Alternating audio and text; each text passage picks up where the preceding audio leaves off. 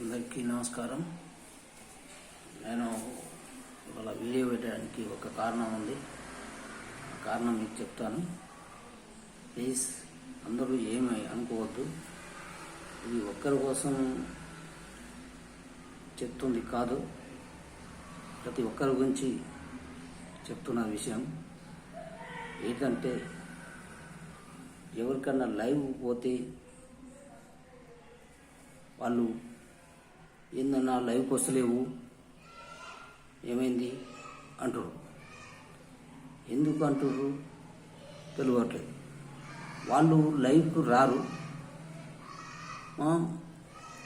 మేము వాళ్ళు పోయినా పోకపోయినా మేము లైవ్ పోతాం, లైక్ ఇస్తాం, అందరికీ సపోర్ట్ ఇస్తాం. కానీ వాళ్ళు పోయి ఏందన్నా వస్తలేవు అంటారు. ఏందమ్మా మరి మీరు కూడా వస్తలేదు కాబట్టి మాకు పని ఉంది అంటారు.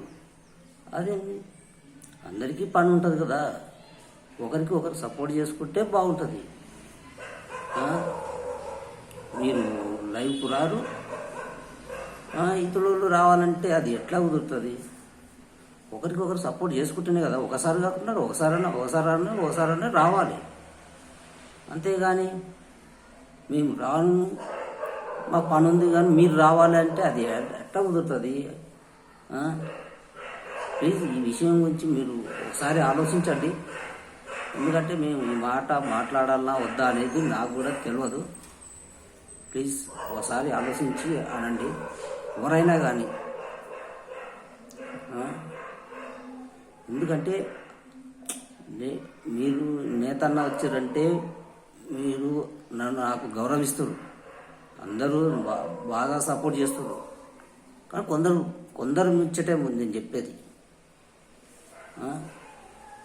ఇట్లా అడగొద్దండి. ఎందుకంటే అందరికీ సపోర్ట్ చేసిన, ఇదివరకు కూడా అందరికీ సపోర్ట్ చేసిన, కానీ నా కాడికి వచ్చేసరికి వస్తలేరు, లైవ్కి వస్తలేరు. అదే ఎందుకు అర్థమవుతలేదు. కొందరైతే సపోర్ట్ చేస్తున్నారు, కొత్త వాళ్ళు ఇప్పుడు సపోర్ట్ చేస్తారు, పాత వాళ్ళు అయితే అసలే చేస్తలేరు. అది ఎందుకు అర్థమవుతలేదు. నేను లైవ్ పెట్టకముందుకు అందరికీ సపోర్ట్ చేసిన, కానీ మీరు నాకు లైవ్కి వస్తలేరు. నేను ఎప్పుడైనా పోయా అట్లా, అరే ఏందన్నా వస్తలేవు, లైవ్కి వస్తలేవు అంటారు. అది ఎందుకో అర్థమవుతలేదు. ప్లీజ్ ఈ విషయం మీరు ఒకటే కోరుకుంటున్నా, ఏంటంటే మేము వస్తున్నాం కదా, వస్తున్నాం, లైక్ ఇస్తే సంతోషపడాలి అంతే. అంతేగాని వస్తలేవా అన్నా అని ఎందుకు అడగాలి అనేసి నేను అంటున్నా అంతే. ప్లీజ్ ఈ విషయం మీరు ఏమీ అనుకోవద్దు. సారీ, ఓకేనా? జై శ్రీరామ్. మీరు ప్రతి ఒక్కరూ నా నేతను వచ్చినంటే మీరు మంచిగా గౌరవిస్తారు, నాకు నమస్కారం పెడుతూ మంచిగా సపోర్ట్ చేస్తారు. అదే మంచిగా ఉండాలని నేను అనుకుంటున్నాను. ప్లీజ్ నన్ను ఇట్లనే సపోర్ట్ చేయండి.